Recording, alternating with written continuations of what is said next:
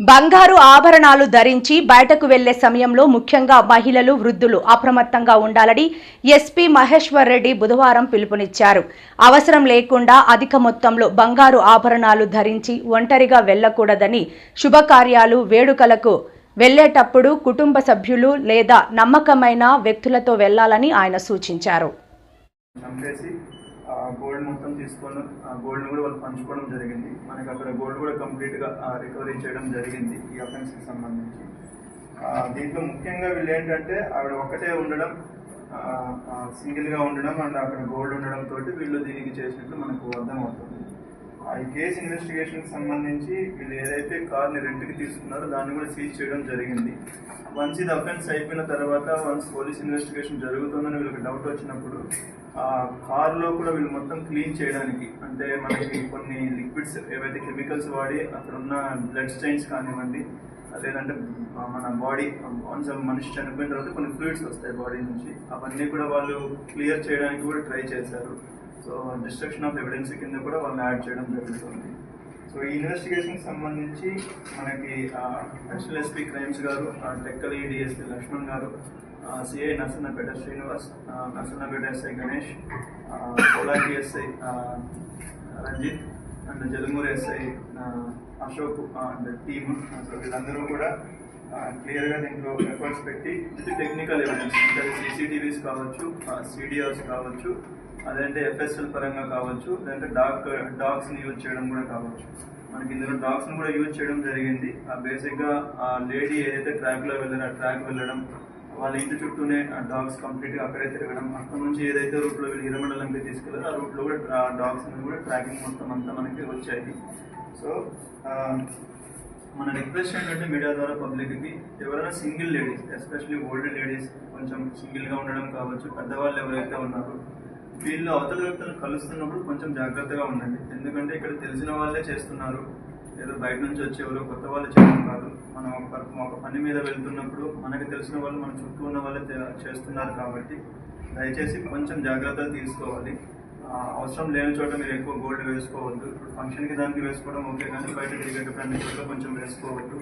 లేదా ఎవరైనా కలుస్తున్నప్పుడు కూడా ఎవరిని కలుస్తున్నాము, ఎందుకు కలుస్తున్నాము అని మన ఇంట్లో వాళ్ళకి ముందే చెప్పాలి. సో దట్ ఏంటంటే అక్కడ ఏదైనా జరిగినప్పుడు మన ఇంట్లో వాళ్ళకి ఒక ఐడియా ఉంటుంది కాబట్టి మనం ఏదైనా దాని తర్వాత స్టెప్స్ తీసుకోవడానికి కూడా చేయగలము. So I congratulate the team for detecting this case. Thank you అందరికీ నమస్కారం.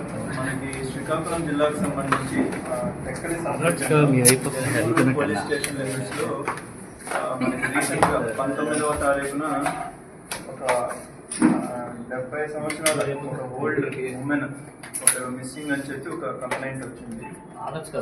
దాని మీద మనకి ఇన్వెస్టిగేషన్ చేసినప్పుడు ఆ ప్రాసెస్లో మనకి తెలిసింది ఏంటంటే ఆవిడని కొంతమంది కలిసి ఆవిడని చంపేసి ఆవిడ పైన ఉన్న బంగారం అంతా ఆభరణాలు ఏవైతే ఉంటాయో ఆ ఆర్నమెంట్స్ అన్ని తీసుకొని వెళ్ళారు. సో బేసికలీ ఇది ఒక women missing case murder for గెయిన్గా ఆల్టర్ అయింది. సో దీనికి సంబంధించి ఎవరైతే చనిపోయిన లేడీ ఉన్నారో, చిన్నమ్మడు అని చెప్పి లేడీ ఉన్నారో, వాళ్ళు 17వ తారీఖున పొద్దున్నే ఒక ఫంక్షన్కి, ఒక బంధువుల ఇంట్లో ఒక ఫంక్షన్కి అటెండ్ అయ్యి అక్కడ నుంచి నర్సన్నపేటలో ఉన్న ఒక అడ్వకేట్ ఎవరైతే ఉన్నారో వాళ్ళని కలవడానికి వెళ్ళారు. సో వాళ్ళని కలవడం పర్పస్ ఏంటంటే ఫ్యామిలీ సర్టిఫికేట్కి సంబంధించి నోటరీ చేయించుకోవడం కోసం ఆ నోటరీ అడ్వకేట్ గారిని కలిశారు. అడ్వకేట్ గారి పేరు వచ్చి కింసటి ధనలక్ష్మి గారు.